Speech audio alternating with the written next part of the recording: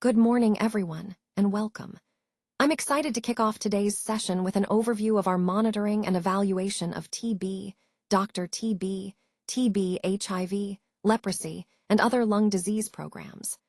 On this first slide, you'll see the main focus of our discussion today, the key indicators we use to track and improve our programs. Over the course of this presentation, we'll explore the different indicators, their importance, and how they help us ensure effective disease control and patient care. Let's get started. Let's talk about monitoring first. Monitoring is basically the routine tracking of programs. It involves looking at input, process, and output data on a regular, ongoing basis. This helps us keep a close eye on how things are progressing day to day. Now, evaluations are a bit different. They measure the outcome and the impact of the program. In other words, they tell us what effect the program has on the target population. A key point to remember is that evaluations also assess how well the program is achieving its stated objectives. This means checking if the goals we set are being met. When we put monitoring and evaluation together, we get a comprehensive picture of how a program is performing. Monitoring gives us ongoing data, while evaluation helps us understand the overall impact and success. This connection between monitoring and evaluation is crucial for making informed decisions and improving programs over time. Let's take a closer look at monitoring and evaluation. Monitoring involves assessing whether the planned activities are being carried out according to schedule. It also includes tracking progress towards specific targets and checking service utilization. Essentially, monitoring helps us keep an eye on the day-to-day implementation of the program. A key point to remember is that if we notice a change in the monitoring data, it may signal the need for a more in-depth evaluation of the activities. Evaluation, on the other hand, is more comprehensive. It's used to assess the effect of the program by measuring changes in knowledge, attitudes, practices, skills, service utilization, and overall health status at the population level. Evaluation helps us understand whether the outcomes we see can be attributed to the specific efforts of the program. It's not something we do routinely. Rather, it's carried out using scientific designs and complex data collection and analysis procedures to ensure accuracy and reliability. So, why do we monitor and evaluate? Monitoring helps us ensure that activities are on track and identify any issues early on. Evaluation provides evidence on the actual impact of the program, helping us understand whether we are making a real difference. Both are essential tools in guiding program improvements and demonstrating success. Let's take a closer look at the components of a monitoring and evaluation plan. This is a crucial part of any project because it helps us track progress and measure success effectively. First, we need clear indicators. These are specific, measurable signs that show whether we're achieving our objectives. Think of indicators as the benchmarks we use to gauge progress. Next, we have data collection methods. These are the tools and techniques we use to gather information, surveys, interviews, observations, whatever fits best for our context.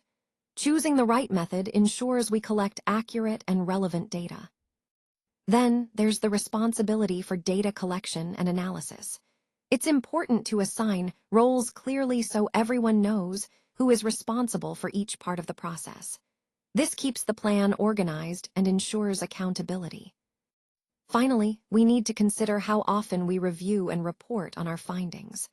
Regular check-ins allow us to make timely adjustments and keep stakeholders informed. All these components come together to create a comprehensive plan that not only monitors progress, but also guides us in making informed decisions to achieve our goals. This structured approach is vital to the overall success of our project, ensuring we're on track and making a real impact. Now, let's take a closer look at the M&E framework for TB control programs. This framework is essential because it helps us systematically track and evaluate how well our TB control efforts are working. It provides a structured approach to monitor progress, identify gaps, and make data-driven decisions. Key points to focus on include setting clear indicators that measure specific aspects of the program, such as case detection rates, treatment success, and patient follow-up. These indicators serve as benchmarks to assess whether our strategies are effective. Another important aspect is establishing a robust data collection system. Reliable and timely data are the backbone of good monitoring and evaluation. Without accurate data, it's difficult to understand where we stand or to improve our interventions. Lastly, this framework isn't just about collecting data. It's about using that data to inform actions. Regular review meetings and feedback loops ensure that we adapt our strategies based on what the data tells us. Overall, an effective M&E framework ties back to our main goal: reducing TB incidence and improving patient outcomes through continuous improvement and accountability. Now, let's delve into why data quality is so important. Since our program is evidence-based, we rely heavily on the data we collect and analyze. Good data quality directly impacts how effectively we can use that data to make informed decisions. When the data is accurate and reliable, it enhances accountability because we're able to report results that truly reflect what has been achieved. Conversely, poor data quality can lead to misreporting and misunderstandings about our progress. So, what exactly do we mean by data quality? It's essentially about how well our monitoring and evaluation system captures and represents what really happened on the ground. High-quality data accurately reflects the actual events, activities, and outcomes. This trustworthiness is critical because it underpins all our efforts to improve and demonstrate impact. When data accurately represents reality, it allows us to make better decisions, allocate resources wisely, and ultimately, serve our communities more effectively. Now, let's take a closer look at the key elements of data quality dimensions. First, we have validity, which means that the data should measure what it's supposed to measure. Essentially, if a data point is relevant to the question or analysis, then it's valid. Next is reliability, which is about consistency. It's crucial that everyone defines, measures, and collects data in the same way every time to ensure the data can be trusted over time. Moving on to completeness. This means all the necessary data values are included so we can accurately calculate our indicators.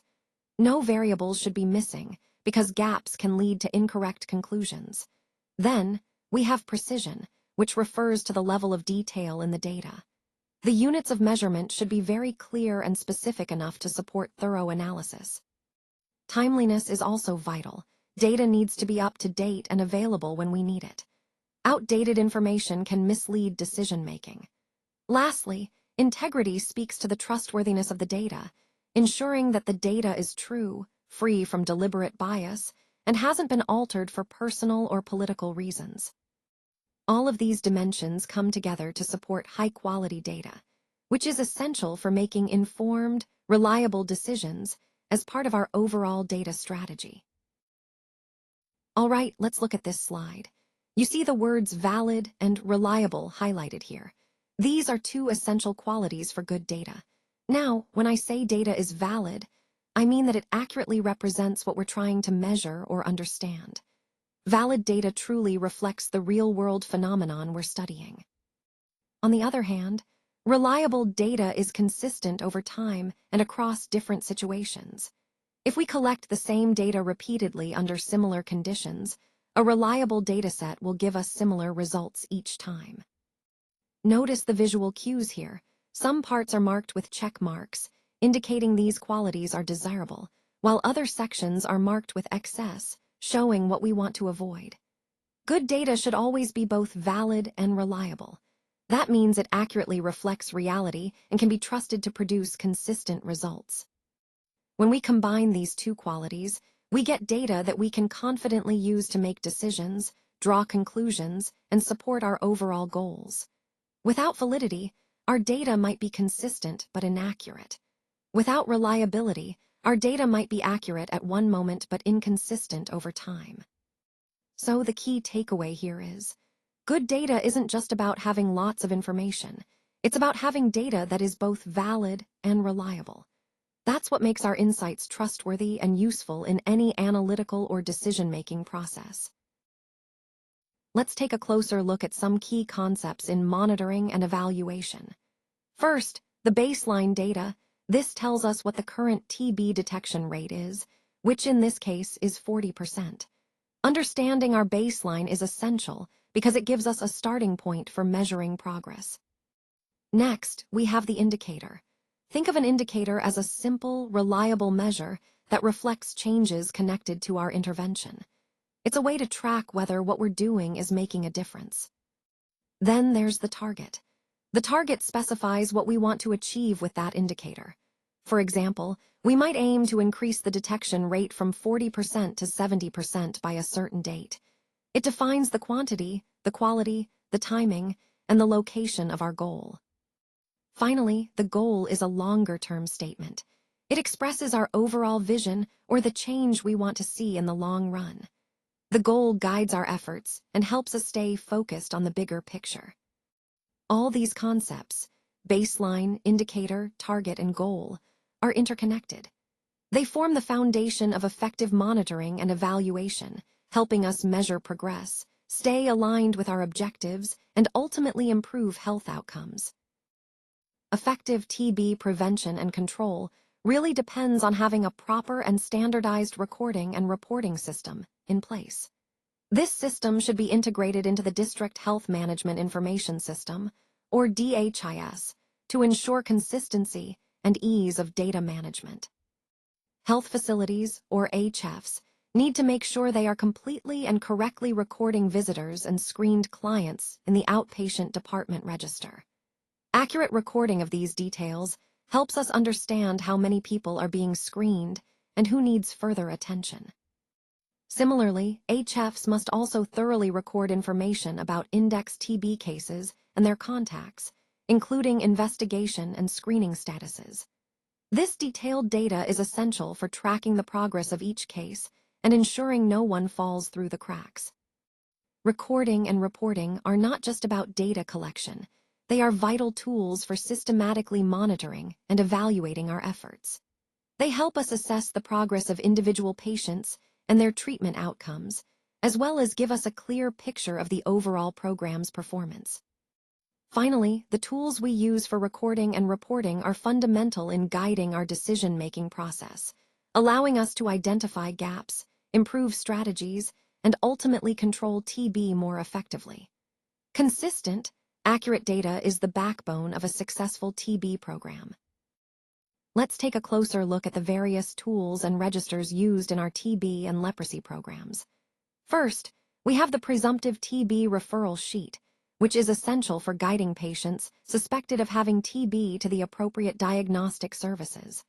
Alongside it, the presumptive registral book helps us keep a systematic record of all suspected cases. Next, we have the TB laboratory register and request forms. These are crucial for tracking laboratory tests and ensuring timely diagnosis. The TB patient referral sheet is used to coordinate patient movement between different service points, making sure everyone gets the care they need. For treatment support, the TB treatment supporter card is vital, as it helps identify and track individuals providing support to TB patients. The MDR-TB treatment card specifically focuses on patients undergoing multi-drug-resistant TB treatment, ensuring proper monitoring. In the case of leprosy, we use the leprosy patient record card to document individual patient details. The VMTSD monitoring card helps us oversee treatment progress, while the leprosy register records all cases across treatment providers. There's also a separate leprosy register for follow-up after treatment completion to monitor long-term outcomes. We also rely on the TB and leprosy HMIS tools, which are integrated data management systems that help us analyze trends, plan interventions, and improve overall program effectiveness. It's important to note that these registers and tools are used at different levels, such as all DSDB treatment providers, Dr. TB treatment centers, and follow-up centers, ensuring comprehensive and coordinated care across the entire program. By systematically using these tools, we enhance our ability to diagnose, treat, and monitor TB and leprosy, ultimately leading to better patient outcomes and stronger disease control efforts. Supportive supervision and mentoring are essential components of our approach. They help strengthen the capacity of our staff and ensure quality service delivery. Regular review meetings and catchment area meetings are also vital. They provide opportunities for team members to discuss progress, address challenges, and share best practices. One-on-one discussions are particularly important for personalized feedback and support, helping staff to grow and improve continuously. Standard reports serve as a foundation for tracking performance and identifying areas that need attention. Lastly, robust monitoring and evaluation mechanisms enable us to measure progress effectively, ensuring that our interventions are on track and making the desired impact. Together, these strategies create a comprehensive framework for sustained improvement and accountability. All health workers and managers, everyone involved in the TB program, they all have a role to play in monitoring and evaluation. It's not just the responsibility of one group, it's a collective effort. For example, TB program focal persons and the relevant technical staff, like lab personnel and disease surveillance officers, they are directly involved in gathering and analyzing data. Then we have the Regional Health Bureau, zones, WARADA health offices, and health facilities. They all play a crucial part in implementing and overseeing M&E activities at different levels. External partners also have a responsibility here. They support and sometimes provide technical assistance to ensure data quality and program effectiveness. So, who exactly is responsible for monitoring and evaluation? Well, it's a shared responsibility. Everyone in the system has a vital role in ensuring that we collect accurate data, analyze it properly, and use it to improve our TB programs. By working together and understanding these roles, we strengthen the overall M&E process, making sure our efforts lead to better outcomes for patients and communities. Let's talk about some key strategies to effectively improve our TB programs. First, we need to focus on enhancing performance and programming. This means refining our methods and ensuring our interventions are as effective as possible. Next, increasing public awareness about TB is crucial. When communities understand the disease better, they can participate more actively in prevention and support efforts. Encouraging communities to support TB patients is also vital. Stigma and misinformation can be barriers, so community involvement helps create a supportive environment for those affected. Improving coordination among various agencies working in TB is another important point. When different organizations collaborate seamlessly, we can leverage resources and expertise more efficiently. Advocating for policy changes is essential to create a conducive environment for TB control. This can include policies that facilitate access to treatment or increase funding. Speaking of resources, encouraging the allocation of resources specifically for TB control ensures we have the necessary tools and infrastructure in place.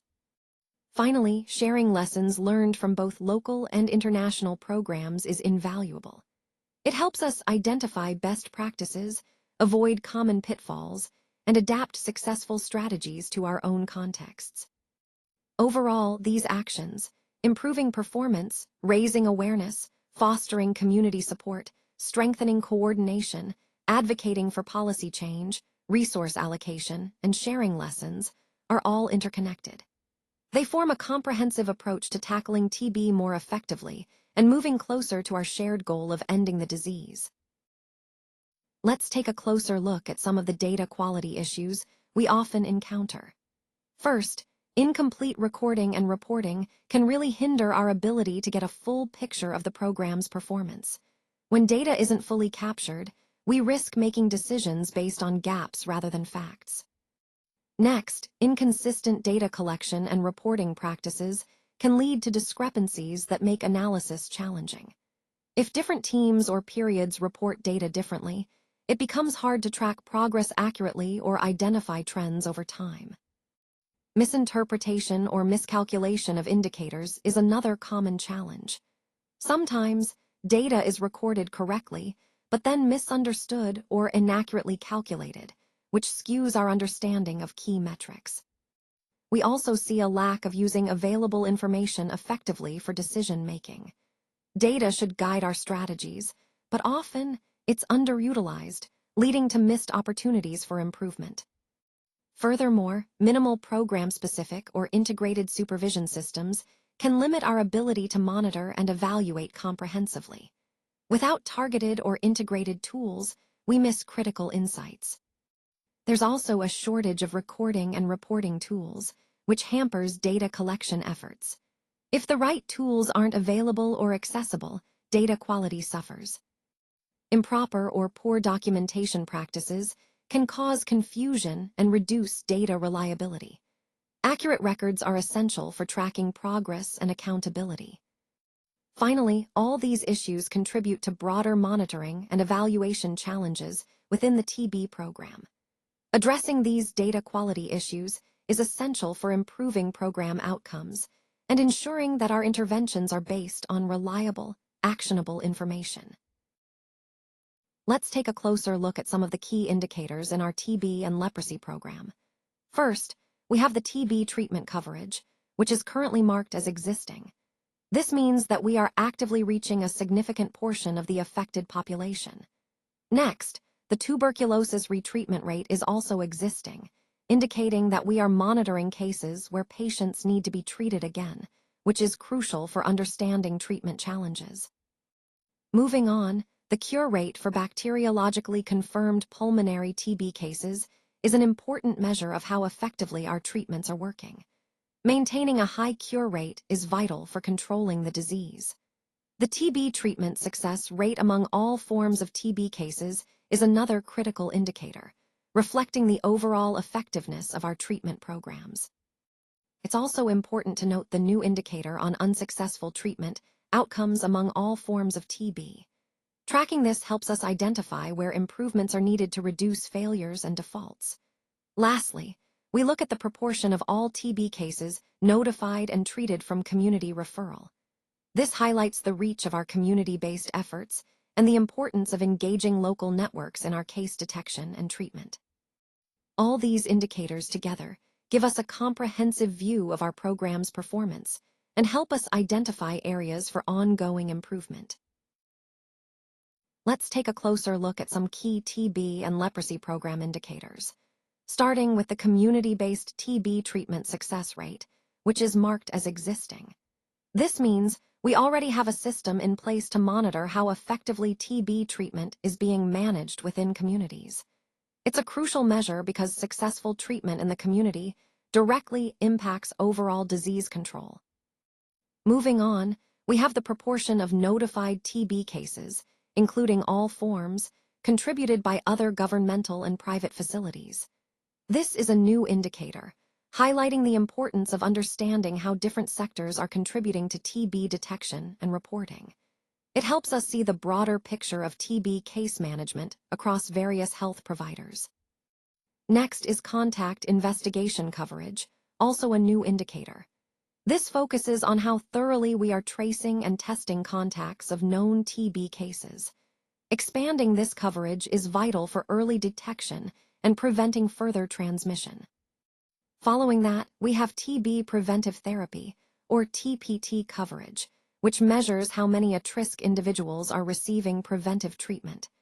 It's a proactive step to reduce the risk of developing active TB among vulnerable populations.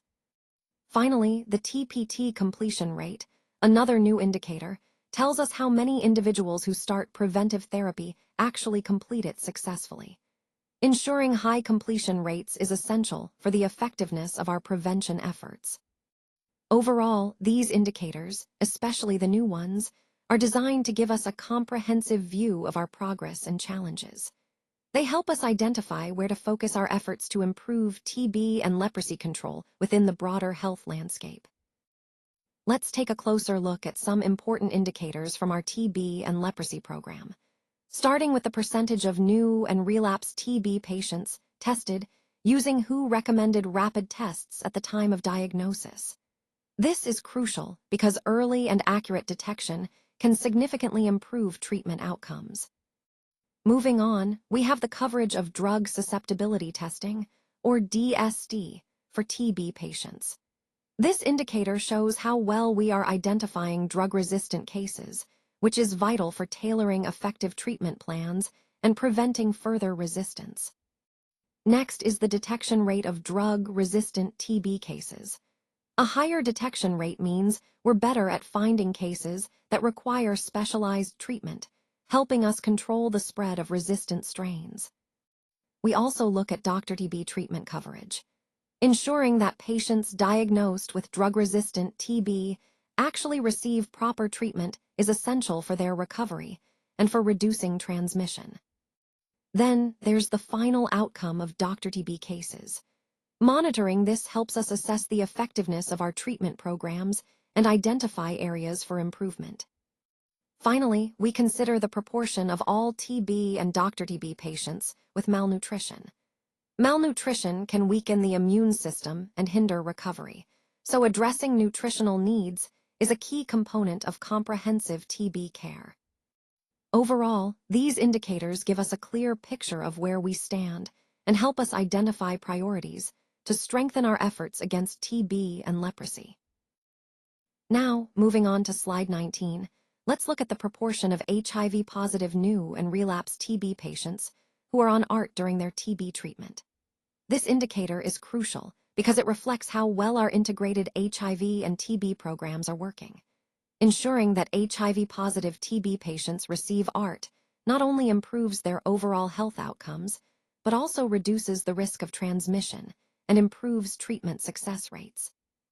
Monitoring this proportion helps us identify gaps in service delivery and ensures that we are providing comprehensive care to those who need it most.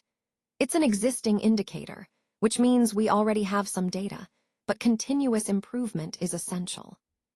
This ties directly into our broader goal of strengthening the health system's response to TB and HIV, ensuring that no patient is left behind.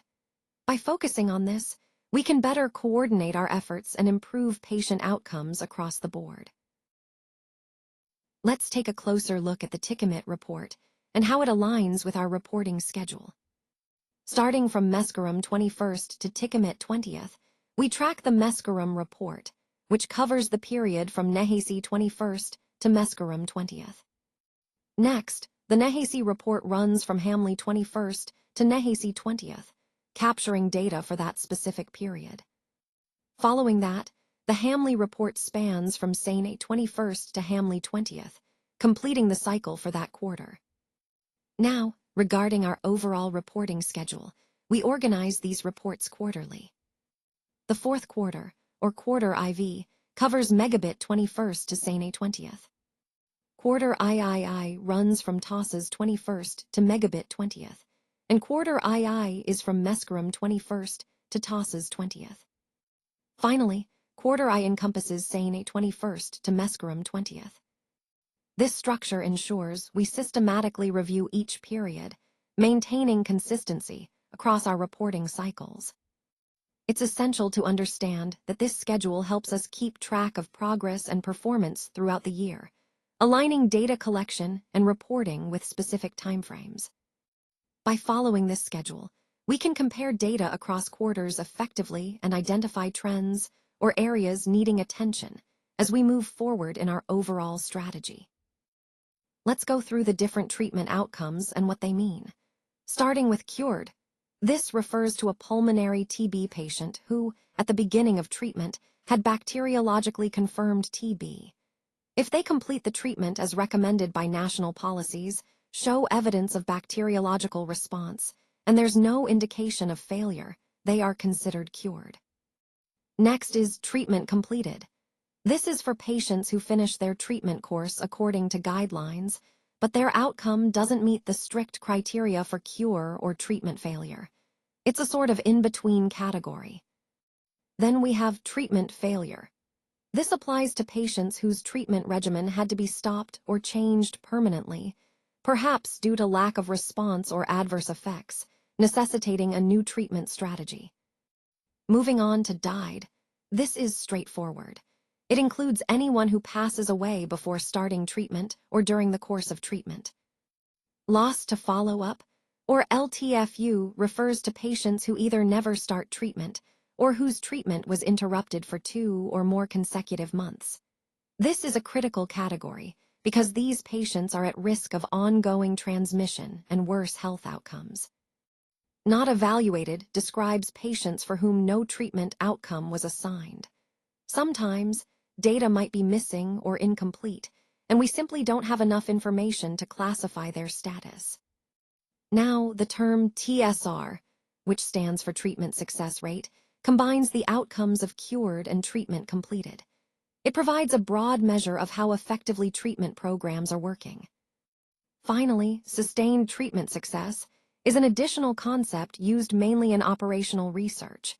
It refers to individuals assessed 6 months after treatment, or 12 months for certain TB types, who are still alive and free of TB. This helps us understand the long-term success beyond just completing treatment. Understanding these outcomes is essential because they help us evaluate the effectiveness of TB control programs and guide future strategies. Let's start with TB treatment coverage. This is calculated by taking the number of all forms of TB cases, including both new and relapse cases, that were notified and treated during a specific reporting period. We then divide that by the estimated number of incident TB cases in the same period. This gives us a sense of how well we're reaching and treating those affected. Next, we have the tuberculosis retreatment rate. This is found by dividing the total number of retreatment TB cases during the reporting period by the total number of new and retreatment TB cases registered in that same period. It helps us understand how often patients are needing to be retreated, which can indicate issues like drug resistance or treatment adherence. Moving on to the cure rate for bacteriologically confirmed pulmonary TB cases, or what we call the CR. Here, we look at the number of cases, both new and relapse, that were registered during a specific cohort period, say, the previous year, and see how many of those patients were cured. We then divide that by the total number of such cases registered in that same period. This rate is crucial because it reflects the effectiveness of our treatment protocols. Finally, we consider the TB treatment success rate among all forms of TB cases.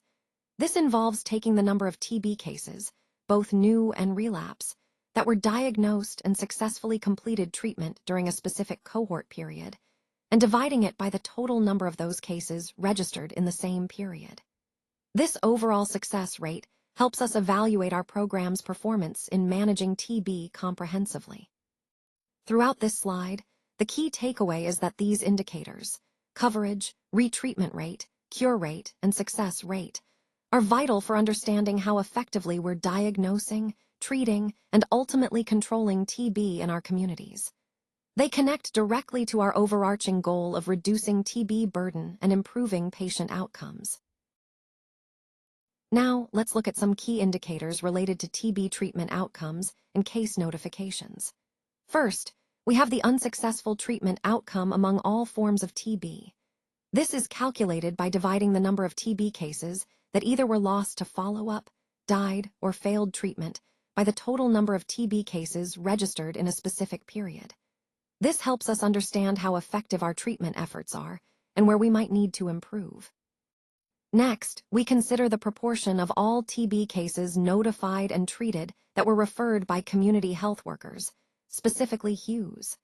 This is important because it shows how well community referral systems are functioning and how much they contribute to case detection and treatment initiation. Moving on, the community-based TB treatment success rate gives us insight into how effective community support is in helping patients complete their treatment.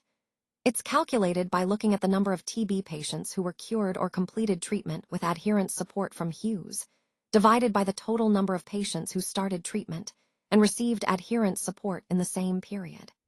This underscores the importance of community involvement in ensuring treatment success.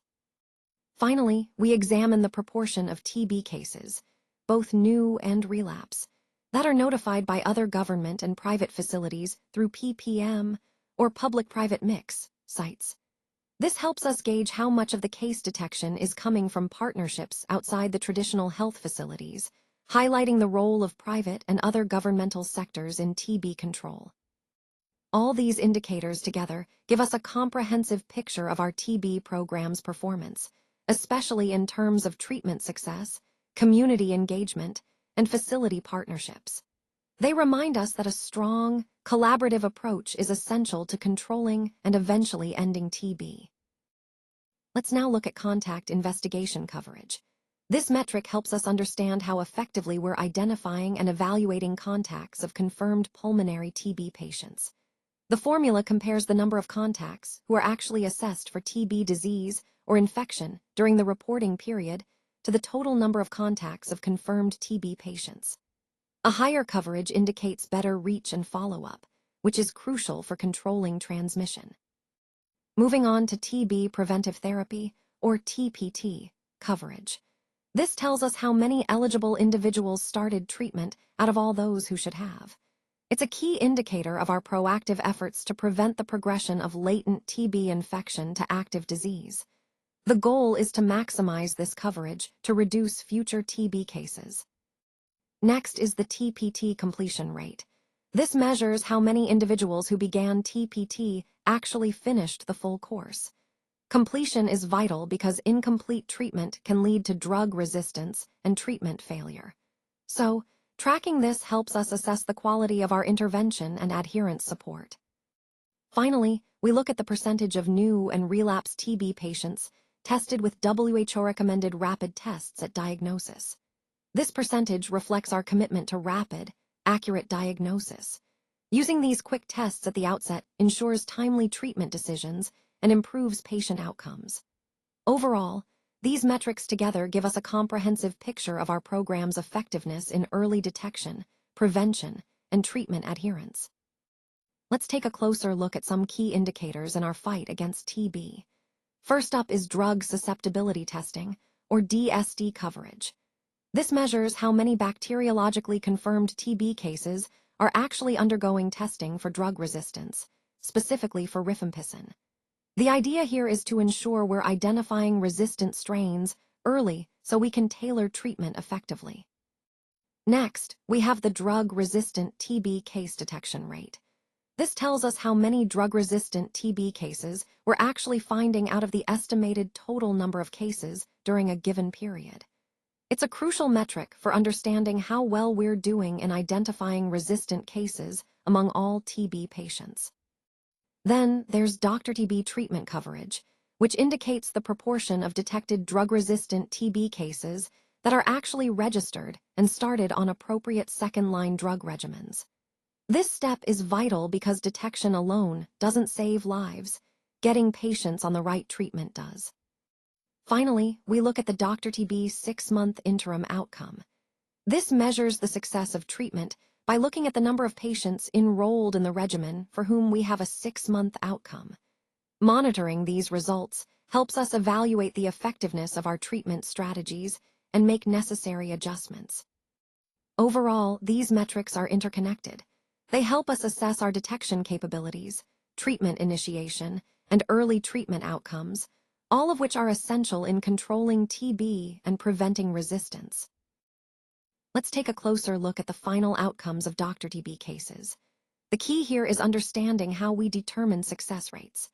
The formula compares the number of RR or MDR-TB cases enrolled in treatment during a specific period for which we have a final outcome to the total number of Dr. TB cases enrolled in that same period. This helps us assess how effectively we're managing these complex cases. Moving on, we also need to consider the nutritional status of TB and Dr. TB patients. The proportion of all TB and Dr. TB patients with malnutrition gives us an important insight into how nutritional factors might be impacting treatment outcomes. The formula looks at the number of notified cases with malnutrition over the total cases screened, helping us identify gaps and target nutritional support more effectively. Next, let's discuss leprosy notification rates.